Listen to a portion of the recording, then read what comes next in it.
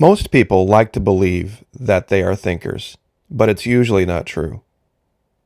It's mostly self-criticism that passes for thinking, or as I've stated in the past, people just assessing their feelings. True thinking is rare, just like true listening. Thinking is listening to yourself, and it is difficult. To really think, you have to be at least two people at the same time. Then you have to let those two people disagree. Thinking is an internal dialogue between two or more different views of the world. When you get too emotionally attached to a belief system, it will always cloud your judgment. In today's video, I would like to expound on this idea, and there is no greater example of this than the story in Venezuela, because the facts on the ground completely disagree with the vast majority of people's opinions of what the facts on the ground are. See, thinking is very difficult. That's why most people just resort to judging. They pick side A or they pick side B simply because it's easy, but it's intellectually very lazy.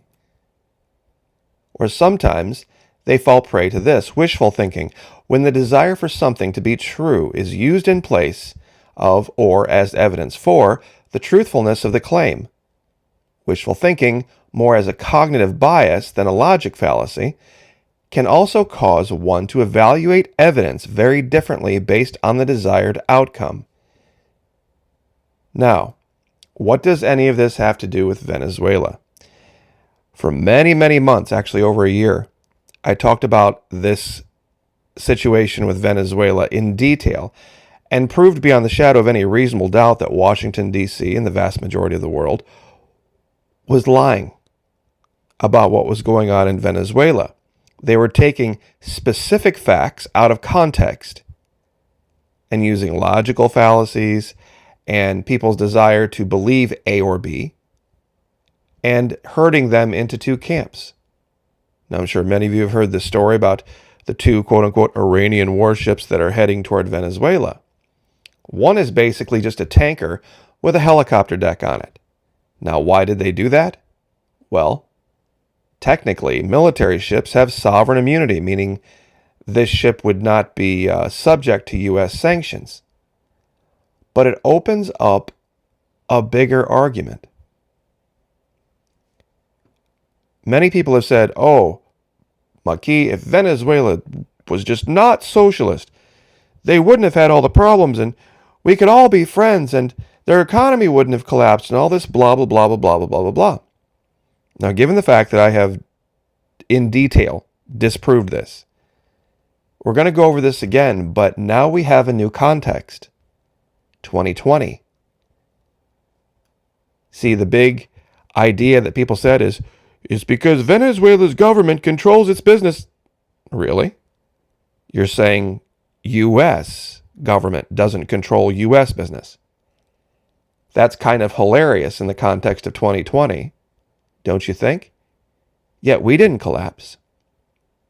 Some states are doing very badly, but we didn't collapse, and all of those things that are accused Venezuela of exist in the United States. All those controls, taxes, regulations, approvals, insurance, licensing, all this kind of stuff. You see, that exists.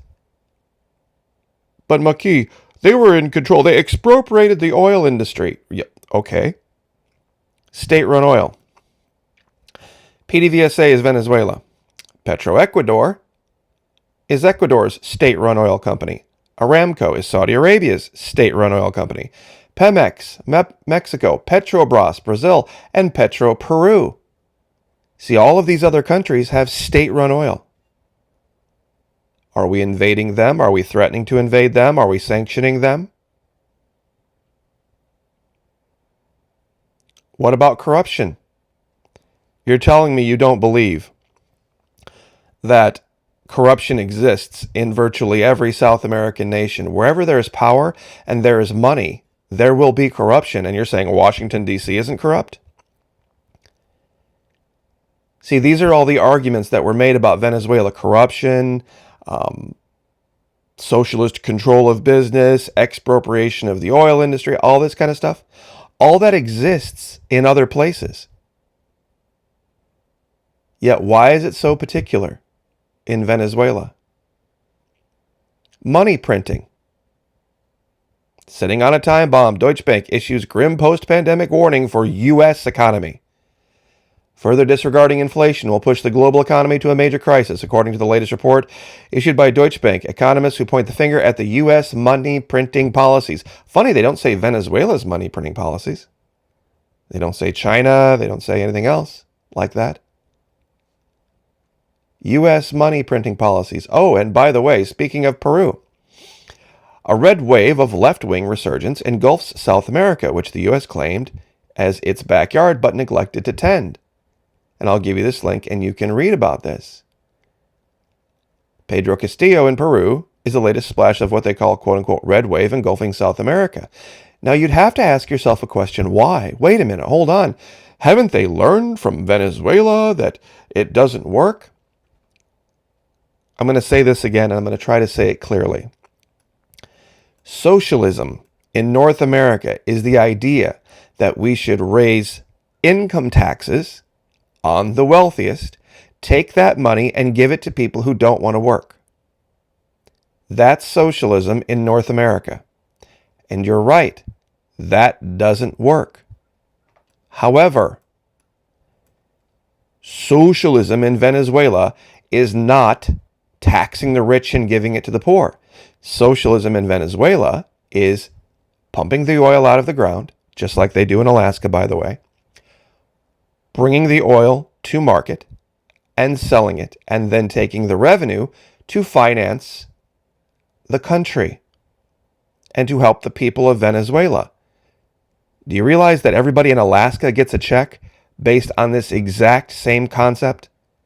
You know, evil, terrible, horrible, socialist Alaska. Ecuador does this, Peru does this, Brazil does this, Mexico does this, Saudi Arabia does this, Norway does this.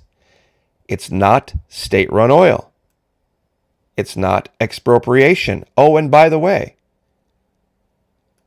funny story about Petro Peru. Background, and this is Peru. Has anybody ever said we should invade Peru or take over Peru, or Peru some evil, terrible, horrible socialist country? Never heard that story. October 9, 1968, the government of Juan Velasco Alvarado ordered the seizure and expropriation of the facilities of the International Petroleum Company, a subsidiary of the Standard Oil of New Jersey, in the Talara refinery, the same that was carried out by the forces of the 1st Military Region based in Piura. Has anybody ever said we should invade Peru, take over Peru, sanction Peru? Nope. Why? Ask yourself the question, why? Every single time they brought up Guaido, he skirted the question every time. Are you going to get rid of socialism in Venezuela? He couldn't say that. He couldn't say that because the people that were in charge prior to Chavez were socialists. They had codified their two-party system. There was COPEI, C-O-P-E-I, that was one party, and there was AD, Acción Democrática. There was another party, and they had codified that only those two parties could ever be in charge of Venezuela, and they were both socialist. See, he always talked about corruption. And he talked about other things that exist in other places. But he never once ever said, we are going to get rid of socialism in Venezuela, because socialism in Venezuela means something very, very, very different than what socialism, according to modern left-wing Democrats in Washington, D.C., means. It's two different things. Down here, it means not allowing big oil companies to come in, control the oil industry, and keep the country poor and basically in chains. And that's why you're seeing this huge, what they call, red wave across South America. Because of the wild swings in wealth between the richest and the poorest in these countries. Chile, Argentina, all these countries are saying enough is enough. See, what they're trying to do is they're trying to avoid Jeff Bezos. They're trying to avoid Silicon Valley. They're trying to avoid the Warren Buffetts of the world, the George Soroses of the world. They don't want giant businesses, corporations controlling their nations. That's what socialism means to them. And that's the reason Venezuela has been forced to deal with Iran, deal with China, deal with Russia. Why? Because of sanctions. They didn't choose that. How can I prove they didn't choose that? Because even when Venezuela was socialist, way back in the 80s, they were the first South American nation to get the F-16, and they still have them. They still have them. Having a hard time getting parts for them, but they still have them. And as far as those two warships go, we can't do anything about it. Any U.S. action against these ships would be illegal and violate one of the fundamental principles of the international system, which is sovereign immunity.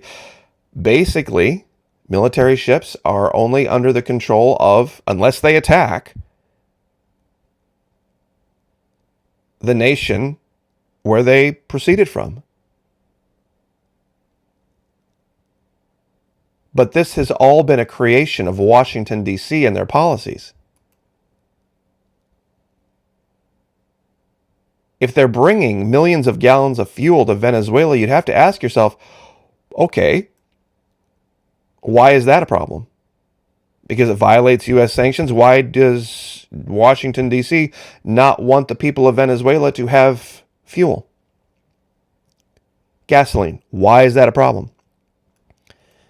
And if that's the reason that they want suffering, because they believe the suffering is going to cause some kind of regime change, then they've just outed themselves, have they not, as being the cause of the suffering.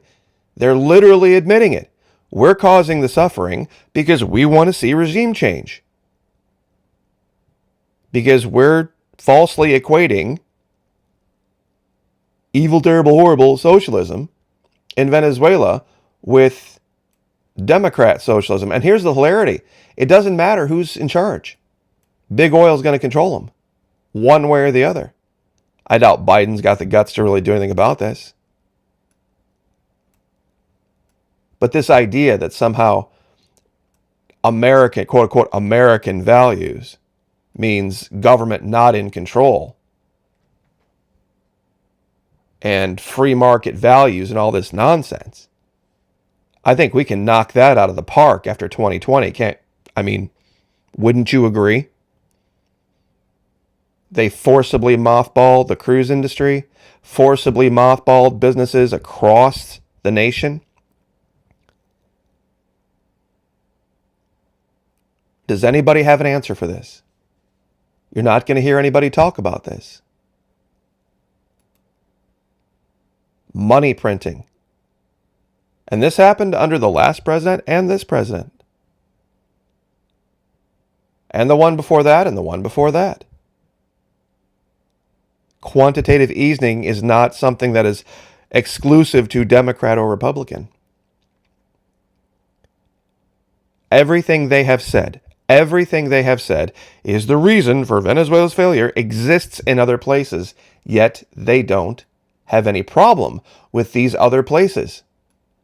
Corruption exists in Brazil, in Peru, in Colombia, in Ecuador, everywhere. We don't sanction or invade them. Government control exists in North America in ways far beyond what we see in South America. Expropriating the oil industry. Peru did it. Brazil set it up that way from day one. Ecuador did this. Mexico does this. State-run oil companies who have as their primary mission taking the oil out of the ground, bringing it to market, selling it, and then using that to finance the country. But all the starvation. Washington, D.C. sanctions that did not allow Venezuela to import food from places they had imported food from before, causing supply chain hiccups. Sound familiar? Supply chain hiccups? Because of D.C. intervention? Does that sound familiar at all? So, anyway, I will leave it there, and I will let you guys chew this over, but this is the truth of Venezuela. They want their oil. They want their oil. That's it. They wanted to collapse that regime, and they wanted to put somebody in place that would allow big oil to go in there and steal their oil for profit, period, because then DC can tax those big oil companies and they can make a whole bunch of money off of it. And they don't have to actually pay living wages like they would have to do to oil produced in the United States. See how that works? This is the game they played. And this is why it's been wildly successful. Because people are believing that they're thinking when they're really feeling. And they are unable to sit on both sides of an argument dispassionately and look at the facts on the ground of that argument and then make a clinical decision about it.